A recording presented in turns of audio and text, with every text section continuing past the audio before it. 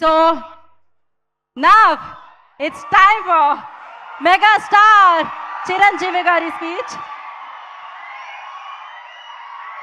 అందరికీ నమస్కారం.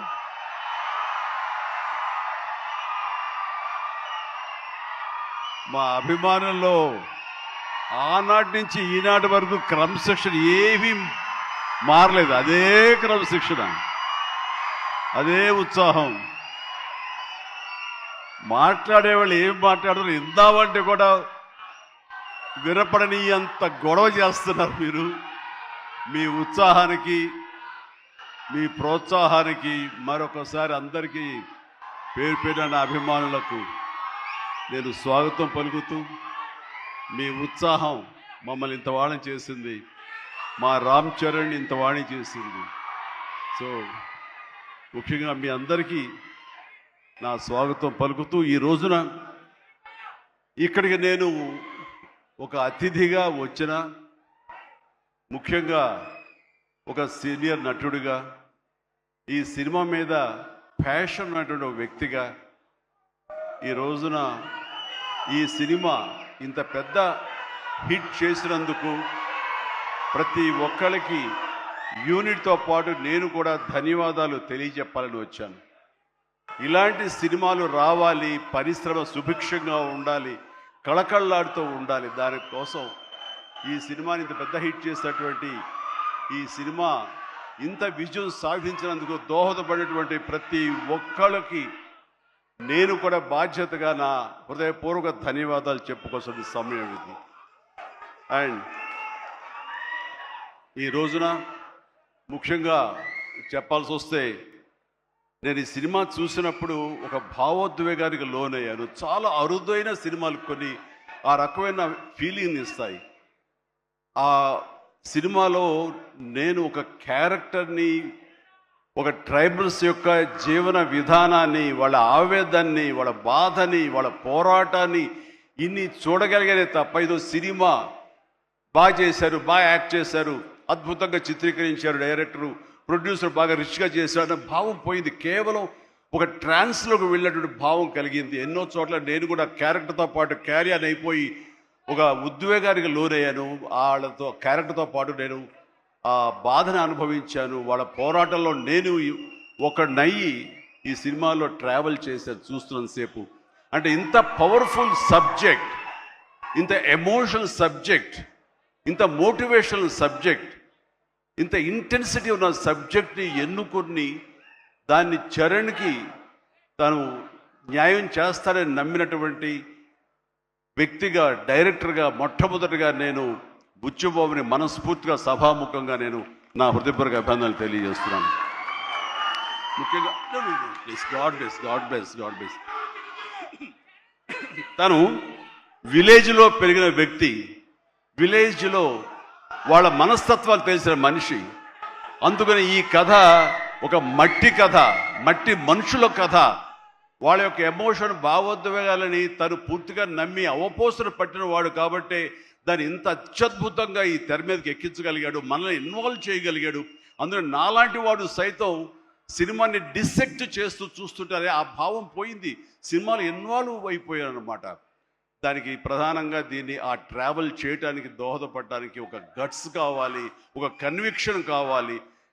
దానికోసం మన అన్ని రకాలుగా ఈ సినిమాకి న్యాయం చేస్తుంటే కథకుడుగా అవని, డైరెక్టర్గా కానీ బుచ్చిబాబు 100% న్యాయం చేశాడు.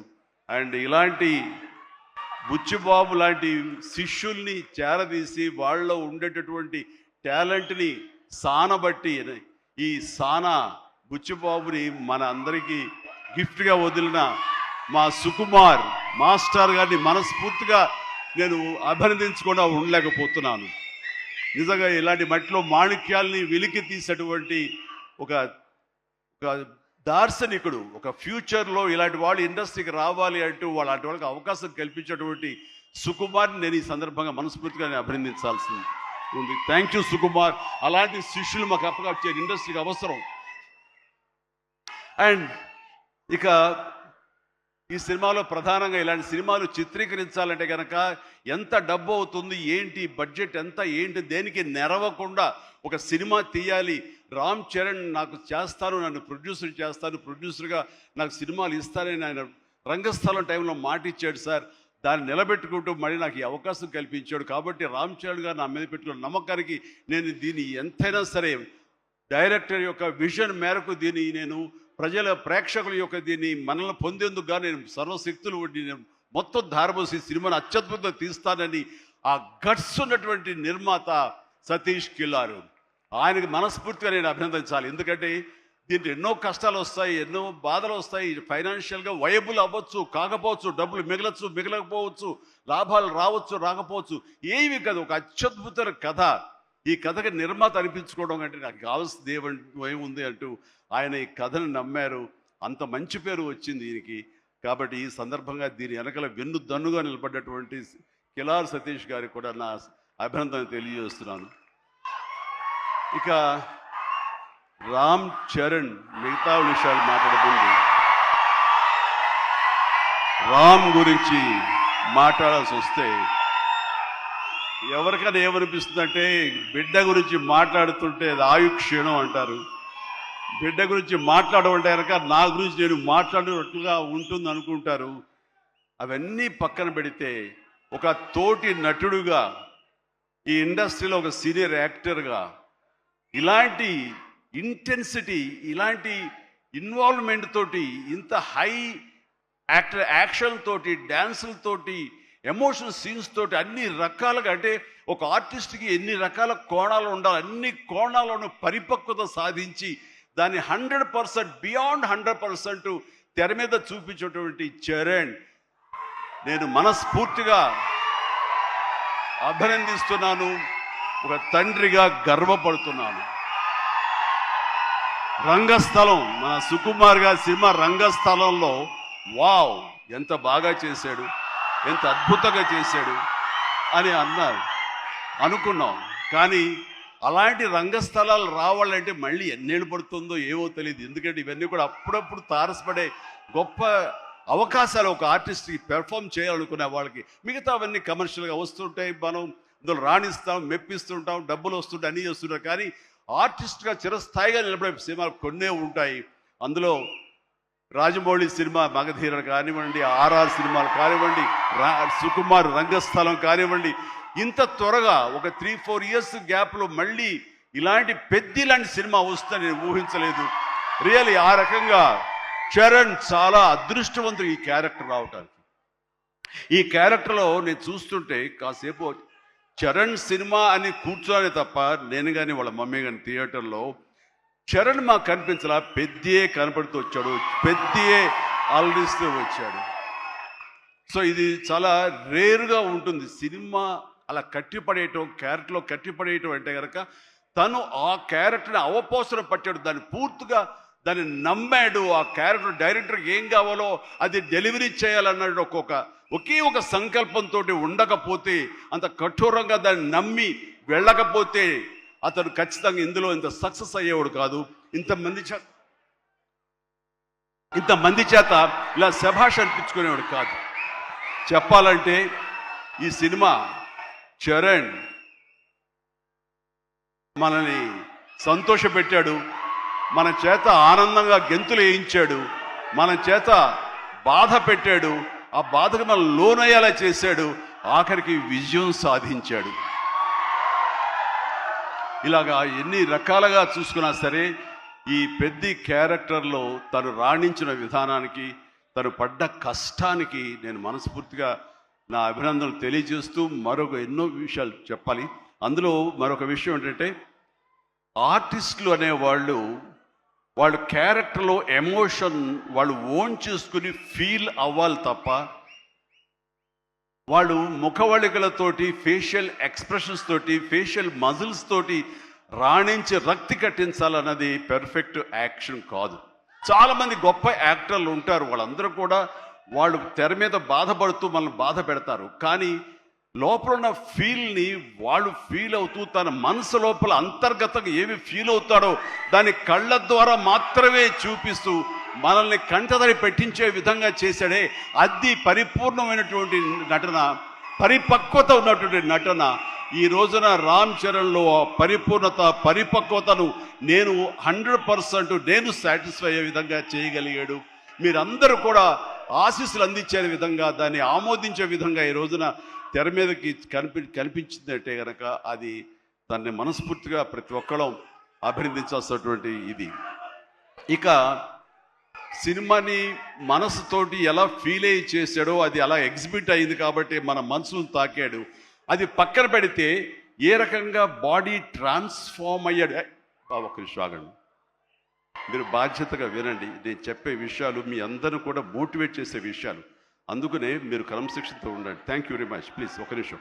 మీరు ప్రతి వాళ్ళకి ఒక ధ్యేయం ఉండాలి. ఆ ధ్యేయంని మనం ఓన్ చేసుకోవాలి. ఆ గోల్ వైపు వెళ్లేందుకు ఫిజికల్ కష్టం అయినా సరే ఎలా పడాలంటంలో ఈ రోజున ఒక స్టార్ కొడుకు గోల్డెన్ స్పూన్తో పుట్టాడు. చరణ్కి అవసరం లేదు. డైరెక్టర్ ఏం చెప్పాడు అది మెకానికల్గా చేసి వెళ్ళిపోతే ఇదే సినిమా ఇదే హిట్ అవుతుంది, ఇంతే అవుతుందేమో తెలియదు, కానీ దాన్ని మించి అయ్యింది, బియాండ్ 100% అయ్యింది అంటే కనుక చరణ్ వన్ మ్యాన్ షో అంటున్నాడన్నా. మీరందరి చేత నేషనల్ అవార్డు వస్తుంది. నేషనల్ అవార్డు విన్నింగ్ పెర్ఫార్మెన్స్ అంటున్నారంటే అవార్డు రానివ్వండి రాకపోనివ్వండి అది పెద్ద సమస్య కాదు. ఈ రోజున రంగస్థలాన్ని కూడా రావాలని నాతో సుకుమార్ గారు ఎన్నోసార్లు అన్నారు.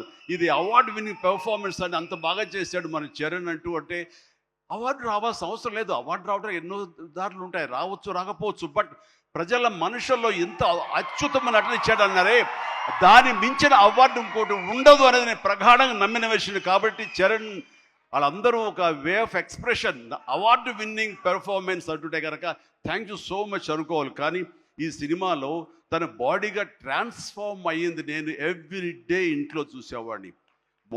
ఎర్లీ మార్నింగ్ లెగిచి ఎక్సర్సైజ్ చేసి క్రమం తప్పకుండా ఎక్సర్సైజ్ చేసి మళ్ళీ పగలంతా ఇక్కడ యాక్షన్ సీక్వెన్స్లో పాల్గొని అలిసిపోయి ఇంటికి వచ్చి స్నానం చేయకుండా మొహం గడుక్కుని ఒక సూప్ తాగి కొంచెం ఎనర్జీ గెయిన్ అయిన తర్వాత మళ్ళీ 9 to 10 ఈవినింగ్ మళ్ళీ ఎక్సర్సైజ్ చేసేవాడు. నేను అన్నాను, అవసరమా ఇది, ఇలా చేస్తున్నాడు వీడు, అవసరమా అంటే లేదు, రేపు మార్నింగ్ మళ్ళీ ఫ్రెష్గా ఉండాలి, బాడీ లేకపోతే సహకరించదు, రేపు పొద్దున మళ్ళీ యాక్షన్ సీక్వెన్స్లు ఉన్నాయి, ఈ రెజ్లింగ్ ఉంది నాకు, అది ఇది అని చెప్తుంటే కనుక వాళ్ళ అమ్మ చాలా బాధపడిపోతుంటుంది. కానీ నాకైతే మాత్రం శబాష్, కష్టాన్ని నమ్ముకున్నాడు, నాకేంట్లే అనే ధోరణిలో లేడు. నేను మనస్ఫూర్తిగా అంతరాలలో మనసుల్లో నేను తన్ని చాలా ఎప్రిషియేట్ చేస్తూనే ఉండేవాడిని. ఒకరోజు సడన్గా ఫోన్ కాల్ వచ్చింది. బాబుకి చరణ్కి ఒక దెబ్బ తగిలింది సార్, గవర్నమెంట్ హాస్పిటల్కి తీసుకెళ్ళి. అనగానే ఎలా ఉంటుంది, ఏం దెబ్బ తగిలింది, ఎంత తగిలింది, ఎంత ఇదేంటి, ఈ యాక్షన్ సీక్వెన్స్ అంటున్నాడు మాకు తెలుసు అనేసరికి ఏం దెబ్బ తగిలింది సార్, మీకు ఫోటో పంపిస్తానని ఫోటో పంపించారు. ఫుల్ ఈ కన్నంత ఎర్రగా అయిపోయి కిందంతా రక్తధారతోడు వస్తే ఆ స్టిల్ చూసిన తర్వాత కన్నుకి ఏమైనా అయిందా, కన్నే పోయిందా అనే భావంతో కంగారు పడిపోయాం. వాళ్ళ అమ్మకు చూపించకూడదా అని చెప్పేసి ఏంటంటే ఇది బాబు హాస్పిటల్ చిన్న ట్రీట్మెంట్ అంట, ఏదో చిన్న ఇదంట అని అన్నానే. కానీ ఆ డాక్టర్ మన సుధాకర్ ప్రసాద్ గారు, ఆయన కాస్మెటిక్ సర్జన్, ఆయన చూసి ఆయనతో మాట్లాడిన తర్వాత చాలా అదృష్టం అండి, కన్ను గుడ్డు పోవాల్సింది పోకుండా ఐబ్రోకి కింద నుండి బోన్ దగ్గర అవతల ఒక డ్రెస్లర్ ఒక గుండు వచ్చి హిట్ చేసింది, అది కట్ అయింది కిందంతా, అంతే తప్ప ఇంకేం కాలేదు, అవి ఎలాంటి ఇబ్బంది లేకుండా నేను స్టిచెస్ చేస్తున్నాను అని చెప్పిస్తూ అంటున్నాడు. ఒక 7-8 పడ్డాయి ఫీచర్స్. ఆ తర్వాత అన్న తర్వాత ఒక సై ఆఫ్ రిలీఫ్ అమ్మాయి అప్పుడు చెప్పిన వాళ్ళ అమ్మకి పెద్ద ప్రమాదం ఏం కాదని చెప్పేసి. సో అలాంటివి ఉన్నప్పుడు, అంత కష్టం తీసుకుంటున్నప్పుడు నేను బాధపడే కంటే కూడా సంతోషపడ్డాను ఎస్ అని.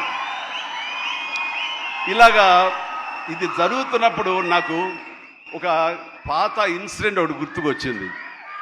గూండా సినిమా, అది 1983 ఎండ్లో అనుకుంటా, బహుశా నాకు ఇంకా అప్పుడు చరణ్ పుట్టలేదు, మరి కడుపులో పడ్డాడేమో తెలియదు నాకు, ఆ సినిమా టైమింగ్ అది తెలీదు. ఆ సినిమాలో ఒక ట్రైన్ కింద నేను హ్యాంగ్ అవుతూ ఆ రాడ్డు పట్టుకుని క్రాల్ అవుతూ పాకుతూ వెళుతూ ఉంటే, రన్నింగ్ ట్రైన్లో ఒక 30-35 కిలోమీటర్ స్పీడ్లో వెళ్తూ ఉంటే కెమెరాలు 4 పక్కల ఫిక్స్ చేసేసారు.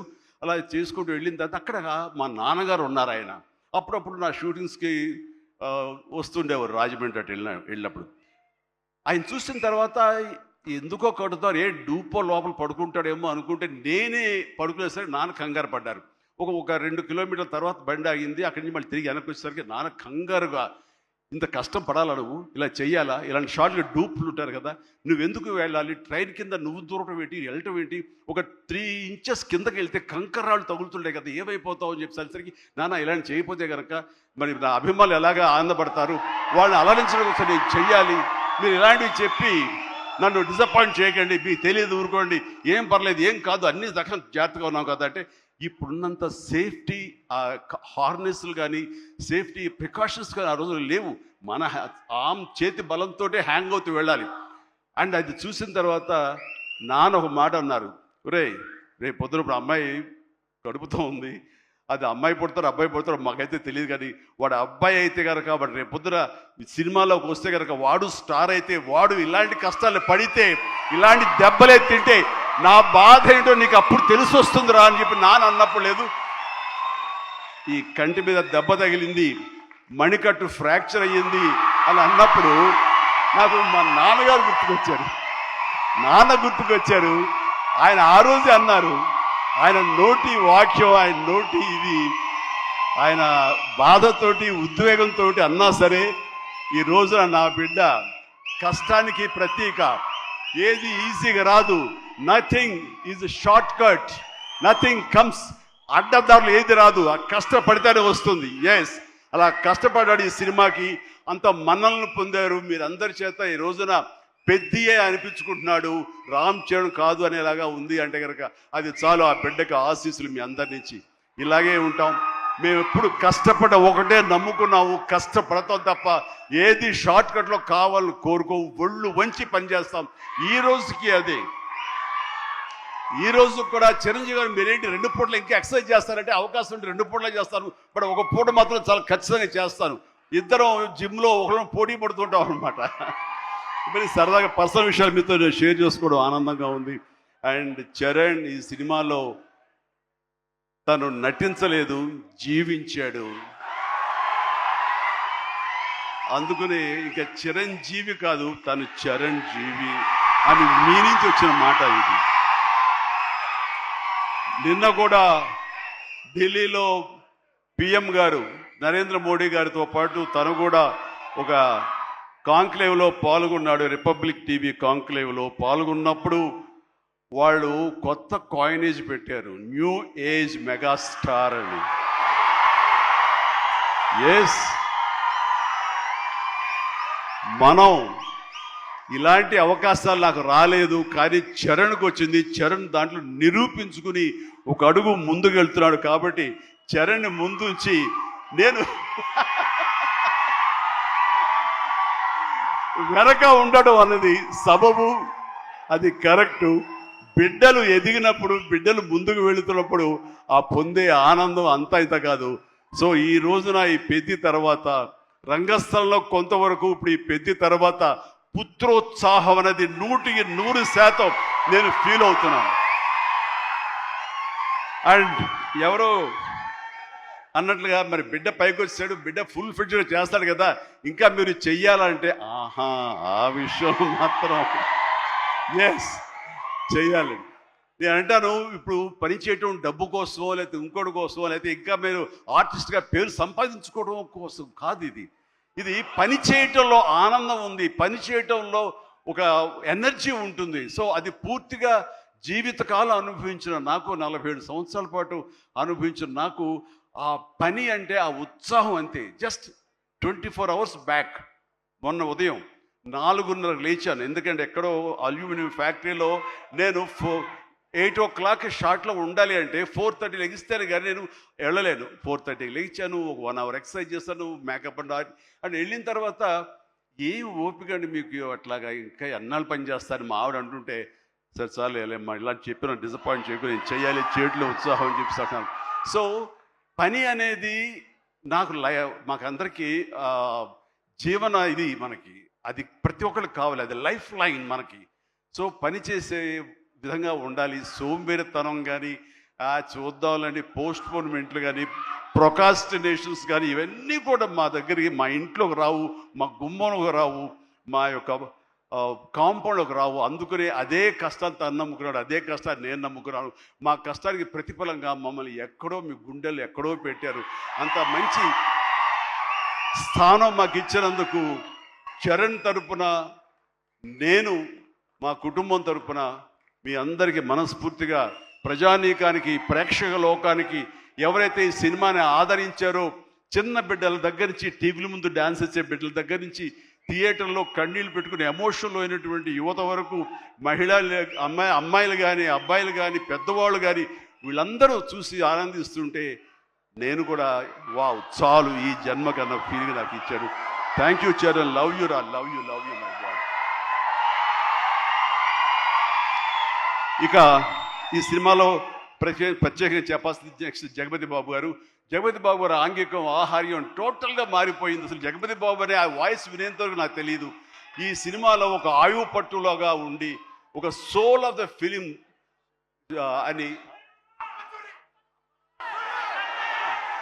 చేసి తను పెర్ఫార్మెన్స్ తోటి ఆ సినిమా హీరోని ఎవరైతే పెద్దని మోటివేట్ చేసే విధంగా ఆ క్యారెక్టర్ కన్సీవ్ చేయటం కానీ, ఆ క్యారెక్టర్ని తీర్చిదిద్దిన తీరు కానీ చాలా అద్భుతం.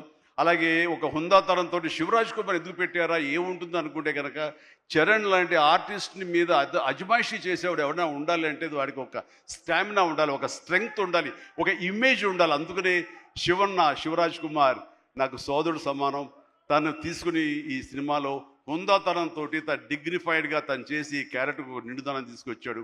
అలాగే తన అందచందాలతో ఆనాడు మా శ్రీదేవి తనయ జాహ్నీ కపూర్ తన అందాలతోటి సాంగ్స్ తోటి అమ్మాయి అలరించింది. అండ్ దాని తర్వాత ప్రతి నటులకు పేరు పేరున నా హృదయపూర్వక అభినందనలు తెలియజేస్తున్నాను. తర్వాత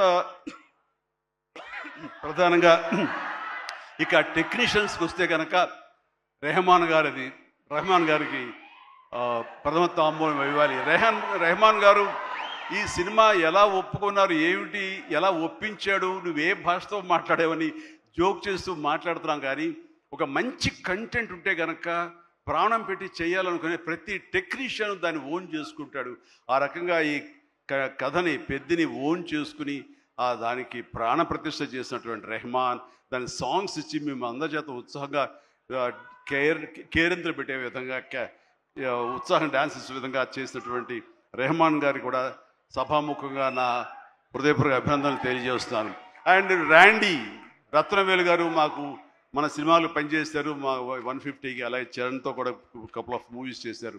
ఆయన టోటల్గా ఇంకొక పెద్ద లోకాన్ని చూపించాడు. ఆయన పెద్ద లోకాన్ని అంటే ఎక్కడ కూడా అది మన హైదరాబాద్ పరిసర ప్రాంతాల్లోనూ మహా అయితే కొంచెం శ్రీలంక దాకా వెళ్ళారు.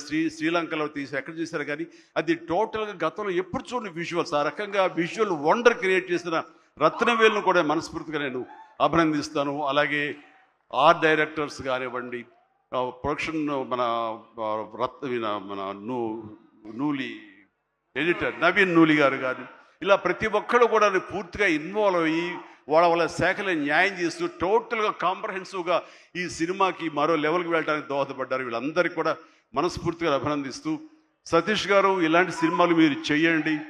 అండ్ ఈ సినిమాలు డెఫినెట్గా ఆదరిస్తారు ఒక న్యూ వేవ్ థాట్ తోటి.